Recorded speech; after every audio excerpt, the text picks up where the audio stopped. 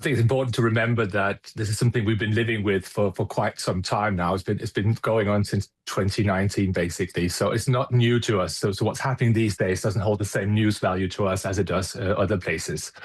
What I'm hearing and seeing is there's somewhat irritation now that they're still talking about takeovers, annexation, and so on. Because basically, we have a good relationship with the US. Our government and our business community has worked hard over the years to strengthen the ties, to look for more opportunities for business, and to attract more US investors to Greenland. And all the while we're doing that, and all the frameworks are in place to do that, on the side, someone is still talking about taking over and annexation. It just seems unnecessary to achieve more business. Is it actually going to make people more resistant to US investment in Greenland, given the commentary that we're hearing, as you say, and have been hearing for several years now? Well, what we're hearing is, if you're dealing with something coming out of the US, you probably stop an extra second and think, wow, am I now being part of a hostile takeover? So it does definitely break things, at least for a while. Okay, in terms of specific kind of reaction in the business community, have things changed? If you say that it's a long-running issue, I mean, the rhetoric has become more stark in recent weeks, with more Trump administration officials talking about it far more clearly. Has there been a change in just the last couple of weeks with Greenland business people? Not necessarily, no. We were annoyed. I think that's the best word. We were irritated by this going on in the background, because it's something that disturbs the business environment. But for our everyday lives, we go about our businesses, and we're trying to deal with the, close to home problems, looking domestically to solve the things that that we need to deal with and the opportunities we have in country. So this is not something that takes up a lot of attention for most of the Greenland businesses. Do people view it as an opportunity, though? I mean, our reporting showing that these officials are looking for ways to try and invest in Greenland. Could that actually help to perhaps solve some of the day-to-day issues if there is going to be an influx of money from the US? Yeah, I think if you look at the bigger picture and what's been going on over several years, if you look at the Greenland government's official strategy for foreign investments and companies, I think definitely we've seen some attention, and there has been some interest, and this is also seen as a way of attracting more investments from the US side, definitely. In terms of the idea of the kind of response from Denmark and from the EU, there's meant to be this meeting in the next few days, next week, between the foreign ministers of Denmark, of Greenland, and of the United States. What do you want to see from that? What do you hope is going to be the message, and do you think it'll be received? Now, speaking only as a business person, what we like is stability. We don't want all this up and down and all this uncertainty and insecurity going on in the background. So we'd like to see them create some sort of stability as to what's going on in that relationship between these 2 or 3 parties, depending on how you look at it.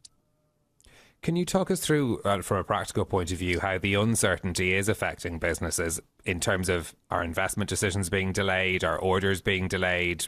What are the practical consequences? Well, all of the above, basically. But having said that, this is something that's going on right now again. So I think we're seeing people look to Greenland, look at the opportunities, partly because of all the attention, partly because of that strategy we've been working for many years, trying to attract more foreign investment. But obviously, you'll see people on standby for a while at least. I'm quite certain that's happening at the moment.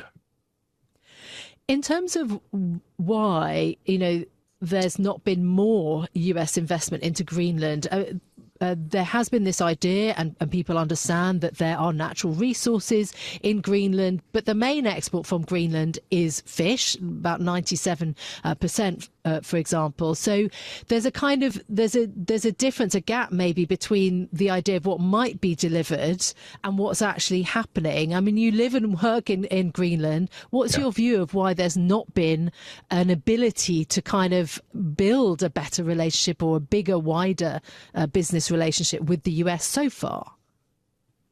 Different factors come into play. First of all, if you look at Greenland as an import or export for the US, import to Greenland market, it's a small country of 56,000 people, very few consumers overall. So market-wise, market size, not necessarily super interesting for exporters.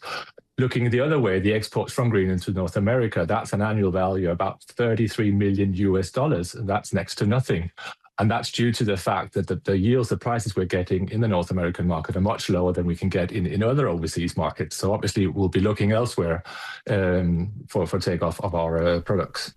When it comes to anything minerals, it's not solely down to what's going on in Greenland. It's also down to what's going on in the global markets, Chinese protectionism, other things coming into play. And finally, if we talk tourism, we have seen a growth from North America, especially the US, over recent years. And with a new direct route between Nuuk, our capital, and New York City, we are seeing more Americans visit Greenland, and that's something we're trying to grow alongside and together with American travel agencies, airlines, and so on. And those, as you say, are all positive signals. I do appreciate, and you have said it very clearly, that this is something that people in Greenland have been living with for many years now, this rhetoric coming from the US. But nonetheless, the mention this week of not ruling out military action, is that something that, how do people and businesses feel about that in Greenland? Back to what I said before, it seems very, very unnecessary. It's a small country, very few people. It's going to be an easy rollover or takeover if you roll in with the military. I think a lot of people have been making suggestions as to how this will go down, but obviously talking to a friend about a hostile takeover using the military just seems very much out of place.